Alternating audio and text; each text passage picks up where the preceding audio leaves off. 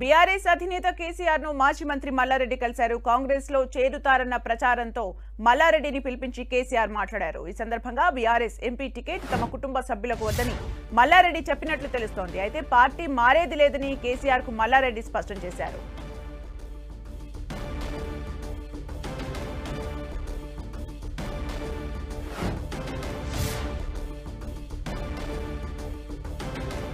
BRS అధినేత కేసీఆర్ ను మాజీ మంత్రి మల్లారెడ్డి కలిశారు. కాంగ్రెస్ లో చేరుతారన్న ప్రచారంతో మల్లారెడ్డిని పిలిపించి కేసీఆర్ మాట్లాడారు. ఈ సందర్భంగా బీఆర్ఎస్ ఎంపీ టికెట్ తమ కుటుంబ సభ్యులకు వద్దని మల్లారెడ్డి చెప్పినట్లు తెలుస్తోంది. అయితే పార్టీ మారేది లేదని కేసీఆర్ కు మల్లారెడ్డి స్పష్టం చేశారు. ఇక పూర్తి సమాచారం మా ప్రతినిధి శ్రీకాంత్ అందిస్తారు. శ్రీకాంత్, మాజీ మంత్రి మల్లారెడ్డి కొద్దిసేపటి క్రితం పార్టీ అధినేత కేసీఆర్ తో భేటీ కావడం జరిగింది. నిన్న మొన్నటి నుంచి జరుగుతున్న ప్రచారానికి తెరదించేలా కేసీఆర్ కు తన అభిప్రాయాన్ని మల్లారెడ్డి స్పష్టం చేసినట్టు తెలుస్తుంది. పార్టీ మారేది లేదని జరుగుతున్న ప్రచారాన్ని ఖండించినట్టు చెప్తా ఉన్నారు మల్లారెడ్డి అనుచరులు. కొద్దిసేపటి క్రితం కలిసి ఇదే అంశంపై పార్టీ అధినేతతో చర్చించి జరుగుతున్న ప్రచారం అంతా తప్పుడు ప్రచారం అని స్పష్టత ఇచ్చినట్టు తెలుస్తుంది. దీనికి తోడు రాబోయే పార్లమెంట్ ఎన్నికల్లో మల్కాజ్గిరి ఎంపీ టికెట్ రేస్ లో తమ కుటుంబం లేదని, తమ కుటుంబ సభ్యులకు కాకుండా ఎవరికి టికెట్ ఇచ్చినా తాము పూర్తిగా సహకరిస్తామని, విజయం కోసం బీఆర్ఎస్ అభ్యర్థి విజయం కోసం తాము కష్టపడి పనిచేస్తామని పార్టీ అధినేతకు మల్లారెడ్డి స్పష్టం చేసినట్టు తెలుస్తుంది. గత 2-3 రోజులుగా జరుగుతున్న ప్రచారానికి మల్లారెడ్డి పార్టీ అధినేత కేసీఆర్ ని కలిసి ప్రచారానికి అయితే పులి స్టాప్ పెట్టారు. సుమిత్ర, అంటే శ్రీకాంత్, కాంగ్రెస్ లో చేరను అని చెబుతూనే ఎంపీ టికెట్ మాకొద్దు అని చెప్పడాన్ని ఎలా చూడాలి? అంటే ఎంపీ టికెట్ కావాలని అందరూ ఆశిస్తూ ఉంటారు, వద్దు అనడాన్ని ఎలా చూడాలి?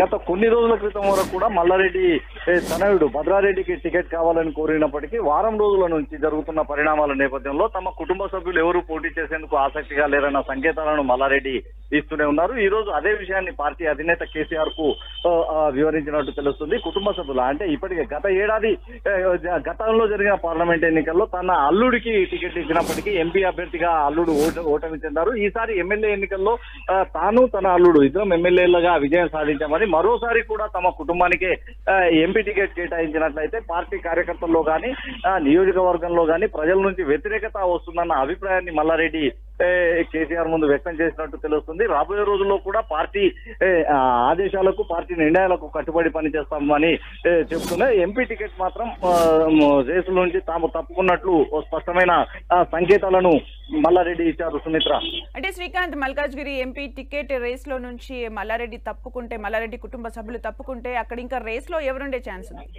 అంటే ఇప్పటికైతే 4 పేర్లు చెప్తున్నారు బీఆర్ఎస్ పార్టీ నేతలు. అయితే కొంతమంది ఇతర పార్టీల నేతలు కూడా ఎంపీ అభ్యర్థిగా పోటీ చేసేందుకు బీఆర్ఎస్ పార్టీలో చేరి పోటీ చేస్తామన్న సంకేతాలు ఇస్తున్న నేపథ్యంలో ఇతర పార్టీల నుంచి కాంగ్రెస్, బీజేపీల నుంచి కూడా ఒకరిద్దరు కీలక నేతలు టచ్ లో ఉన్నారు. వారు మల్కాజ్గిరి టికెట్, బీఆర్ఎస్ టికెట్ ఆశిస్తున్నారని పార్టీలో ప్రచారం జరుగుతుంది. అయితే పార్టీలో జరుగుతున్న చర్చల ప్రకారం బీసీ నేతకు ఈసారి మల్కాజ్గిరి టికెట్ ఇస్తున్నట్టు మనకు సమాచారం అందుతుంది.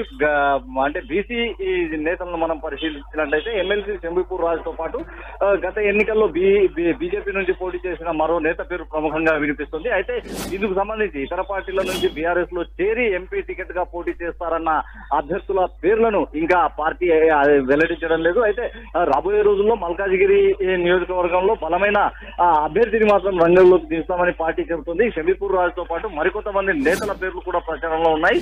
పార్టీ అధినేత అంటే పార్లమెంటు సమీక్షా సమావేశాలు నిర్వహిస్తున్న నేపథ్యంలో మల్కాజ్గిరి పార్లమెంట్ సమీక్ష నిర్వహించి పేరును ఖరారు చేసే అవకాశం ఉంది. Sumitra, thank you Srikanth for the updates.